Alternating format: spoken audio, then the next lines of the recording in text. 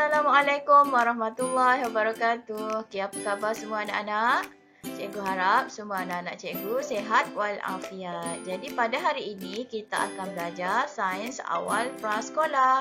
Topik yang akan kita pelajari pada hari ini adalah mengkaji bahan yang larut dan bahan yang tidak larut di dalam air. Jadi, pada hari ini kita akan lakukan satu eksperimen untuk menyiasat bahan yang larut dan tidak larut di dalam air. Jadi, cikgu harap anak-anak cikgu semua telah bersedia untuk menjalankan aktiviti untuk hari ini. Selamat belajar. Okey anak-anak, sebelum kita meneruskan penyiasatan kita untuk hari ini, cikgu akan terangkan dulu apa itu bahan larut. Bahan larut adalah bahan yang hilang dan tidak kekal apabila kita masukkan dan kacau di dalam air. Manakala bahan tidak larut pula adalah bahan yang tidak hilang dan kekal apabila dimasukkan dan diaduk di dalam air. Okey, sekarang mari kita menyiasat objek-objek yang boleh larut dan tidak boleh larut di dalam air. Okey, bahan-bahan yang kita perlukan untuk eksperimen kita pada hari ini adalah yang pertama, anak-anak kena sediakan gelas dan juga bahan-bahan untuk eksperimen. Okey, untuk eksperimen yang cikgu tunjukkan ini, cikgu hanya menggunakan 4 bahan sahaja. Jadi, anak-anak mestilah menggunakan bahan-bahan yang telah cikgu nyatakan di dalam lembaran kerja bagi modul minggu ini. Okey, bahan yang cikgu akan tunjukkan adalah gula, Milo, beras dan juga minyak. Anak-anak juga perlu sediakan satu sudu dan juga air panas atau air suam. Okey anak-anak, hari ini kita akan laksanakan satu eksperimen untuk menyiasat bahan-bahan yang larut ataupun tidak larut di dalam air. Okey, sekarang cikgu akan tunjukkan 4 contoh bahan yang kita perlukan dalam eksperimen ini. Okey. Cikgu tunjuk dulu yang pertama adalah gula, Milo, beras dan juga minyak. Anak-anak perlu sediakan gelas dan juga sudu. Satu lagi air panas ataupun air suam. Okey, sekarang kita nak tengok ataupun nak uji bahan yang boleh larut atau tidak larut dalam air. Mula kita masukkan air suam atau air panas ke dalam gelas.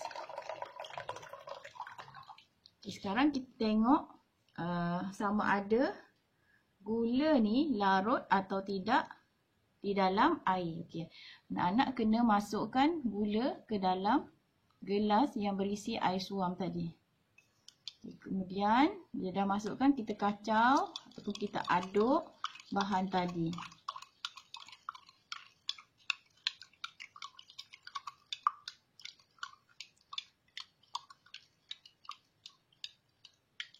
Okey, selepas kita aduk, kita akan tengok dalam gelas tadi, gelas yang berisi air tadi, gula tersebut dah tak ada, dah hilang. Jadi apabila bahan yang dimasukkan ke dalam air itu hilang atau tak ada dah dalam air ni, ini bermaksud bahan tersebut adalah larut di dalam air. Jadi gula larut di dalam air. Okey, kemudian kita akan uji pula beras. Okey, sama ada beras larut atau tidak di dalam air. Kita masukkan air panas atau air suam. Okey, kemudian kita masukkan beras ke dalam air tadi. Dan kita adukkan atau kita kacau beras tadi.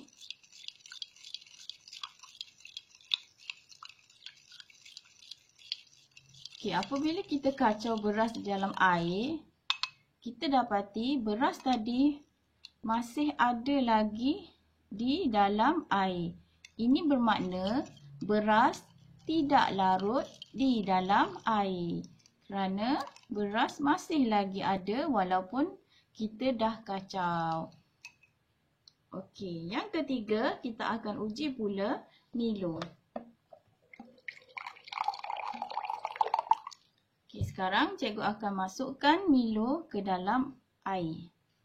Kemudian kita kacau.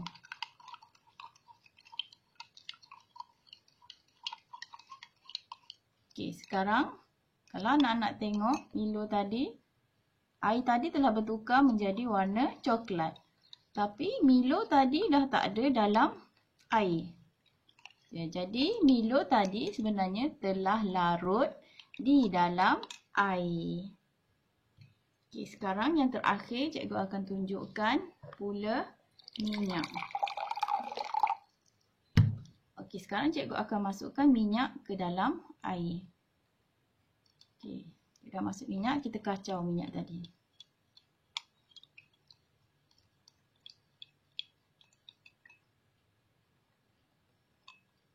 Okey, lepas kita kacau, kita akan perhatikan minyak tadi masih lagi ada di dalam air. Dia terapung di atas air. Ini bermaksud minyak tidak larut di dalam air. Okey. Setelah kita lakukan keempat-empat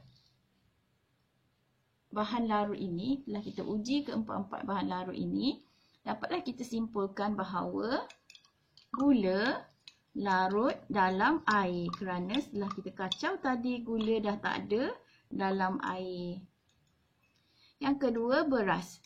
Beras tidak larut dalam air kerana walaupun setelah dikacau, beras masih lagi berada di dalam air. Kita masih boleh lagi nampak beras di dalam air. Okey, Milo adalah bahan larut dalam air kerana Milo tidak lagi kita dapati dalam air tersebut. Cuma air ini telah bertukar menjadi warna coklat. Ini bermakna Milo larut di dalam air. Dan yang terakhir, minyak. Minyak masih lagi berada kelihatan di dalam air. Ini bermaksud minyak tidak larut di dalam air. Jadi, itu saja 4 contoh yang cikgu tunjukkan dalam eksperimen kita hari ini. Apa yang anak-anak perlu lakukan adalah sediakan bahan-bahan yang telah cikgu nyatakan dalam lembaran kerja. Kemudian, lakukan eksperimen seperti yang telah cikgu tunjukkan dan rekod hasil pemerhatian anak-anak dalam lembaran kerja yang telah cikgu sediakan. Selamat melaksanakan eksperimen. Okey, itu saja pembelajaran kita untuk hari ini. Cikgu harap anak-anak semua dapat menyiasat bahan apakah yang larut dalam air dan bahan apakah yang tidak larut dalam air. Selamat melaksanakan eksperimen dan jangan lupa untuk merekod hasil pemerhatian anak-anak dalam lembaran kerja yang telah cikgu sediakan. Jangan lupa juga untuk mengambil gambar ataupun video semasa anak-anak melaksanakan eksperimen tersebut. Selamat berjaya. Terima kasih anak-anak. Assalamualaikum.